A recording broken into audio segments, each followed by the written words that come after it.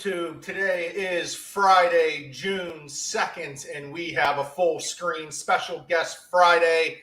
Good morning, everyone. How are you today? Good morning. Good morning. Good morning, sir. Morgan, thanks for joining us. It was Anthony's week. We all know Anthony historically has had trouble getting guests on time. So Morgan, thank you for being here with us. You're welcome.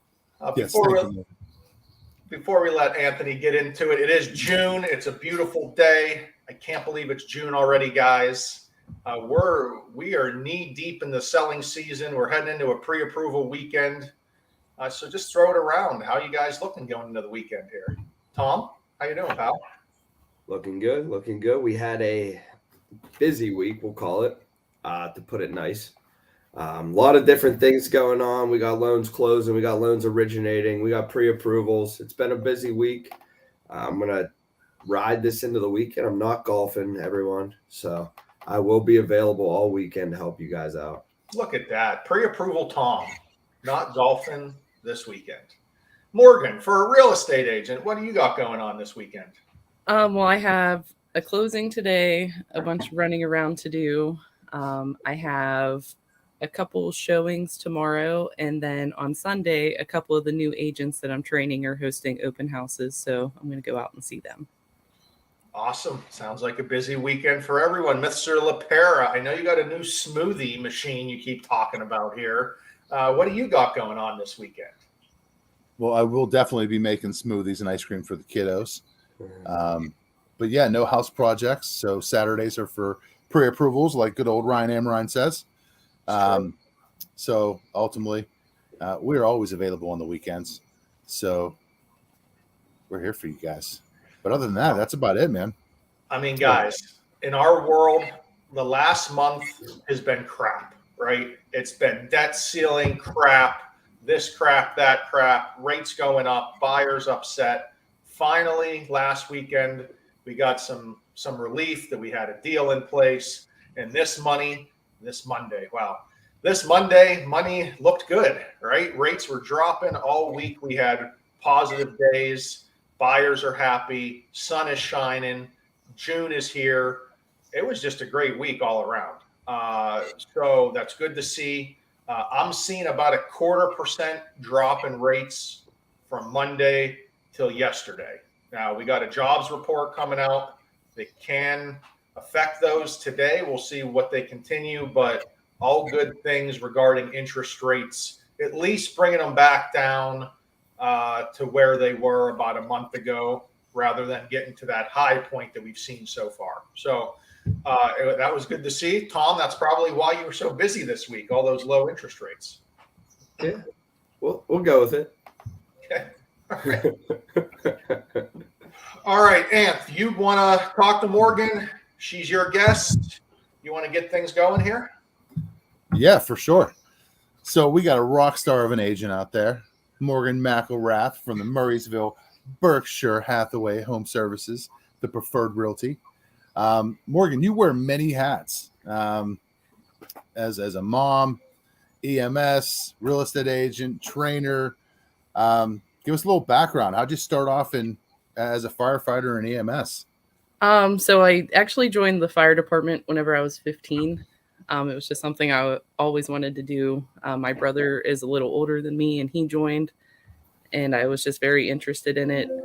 I became an EMT whenever I was 16, and I thought I wanted to work in healthcare until diving deeper into EMS and realized that's not what I wanted to do for a full-time job, but I do still love doing it occasionally and helping people out on the ambulance. But the fire department, I'm still very active with. How'd you get into an agent? So I bought my first house whenever I was 20, and I did not have the best experience. My agent told us because we came in lower than the asking price, we couldn't get a home inspection. So I became interested in how the process worked because we should have had a home inspection. And I just wanted to make sure that didn't happen to anybody else and everybody was treated fairly and represented properly. And here I am 8 years later. That's awesome, though. Yeah. Yeah, I mean, I know we work together a lot, and everybody is extremely ecstatic working with you. So you're a great agent. You're a great person. Now, I'm sure some of that carries over. So being an EMS, first responders, all that, as well as being a real estate agent, I'm sure, you're helping both sides. So you're able to help on the first responders buying a house, as well as helping people, in the public. Yeah. A lot of my clients are first responders. I understand their crazy schedules because a lot of them work 24-hour shifts, or, they just got off an overnight and they want to see a house at 8 a.m. before they go to sleep for the day. So I'm kind of all over the place with schedules, which like I said, I get. So. Yeah. I mean, like I said, you wear many hats. You're also the office trainer for the real estate agents as well. So you are the person training, these new agents to be successful as well. Yeah. There have been a lot over the last few years, especially since COVID. A lot of them, they realized, okay, maybe this isn't what I want to do. There's a misconception that you show people 3 houses and then they put in an offer and you just close on it. But, there's a lot more to real estate than that. But it is helpful with training the new agents when we have fantastic loan officers and closing companies that we work closely with. That's actually a good segue. So, being an awesome real estate agent working with buyers, I mean, I know a lot of companies look at it as like, hey, this is the next deal, but that's not the case. You're actually helping somebody with one of the biggest decisions they're going to make in their life, building a family, building memories. There's so many things involved with the home buying process that us, and few others that, take part in that and helping those people do that and make that dream happen. How important is it to you to have a solid team, besides you helping your clients through the process? It's very important. I want to make sure my clients have the best service all around. There's way more than, like I said, just looking at houses. Once you're under contract, you have the lender, doing everything for the mortgage. The title company gets pulled in. They're checking for liens. The municipalities get involved. And unfortunately, they're not always, on top of everything. So it is really important to make sure you have a team that you can trust to get your client to closing. I have one that's supposed to close Monday that might not now for that reason. It was my listing, so I didn't get to choose the title company, and they waited until the last minute for something. And now there might be 3 deals that get delayed because of this. Wow. Yeah, so I mean, definitely having a solid team working with you is definitely going to help that process for sure. Right.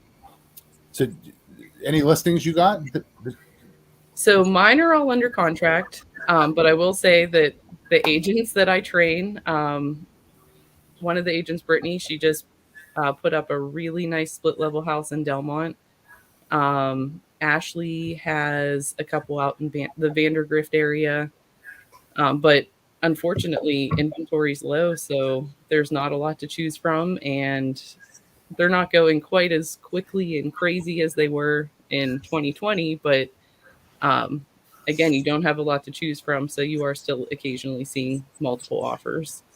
Morgan, you're doing you're doing great with the just filling me in on everything. But I saw online yesterday that they're calling, and I like this term, that 2020 and 2021 were unicorn years in the real estate world. Like, they were so crazy.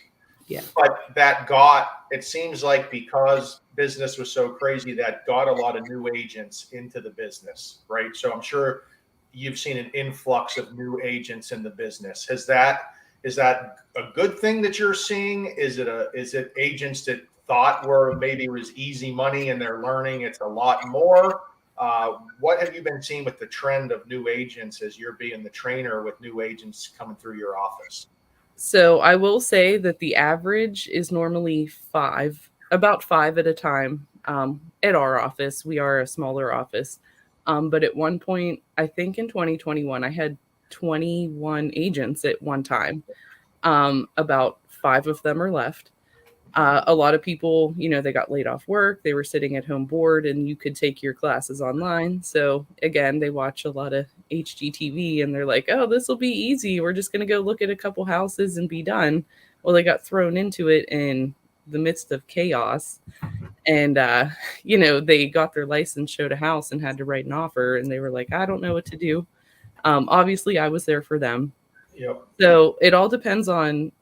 When you're working with a new agent, it all depends on their training, which a lot of companies don't offer that. So when you're working with another company, I mean, I have worked with agents from other companies that have been agents longer than me. And I'm like, yeah, no, you should do it this way. And I try not to be pushy. That's not my personality. But when it comes to, protecting your client, you kind of have to. I mean, what I've learned from being affiliated with Berkshire Hathaway is Berkshire does it right with you guys being trainers and having it set up for new agents, and for new agents not being thrown into it, right? I know I see all these ads with different commission splits, and you'll see a new agent go to one of these companies with these crazy commission splits, but they have no training.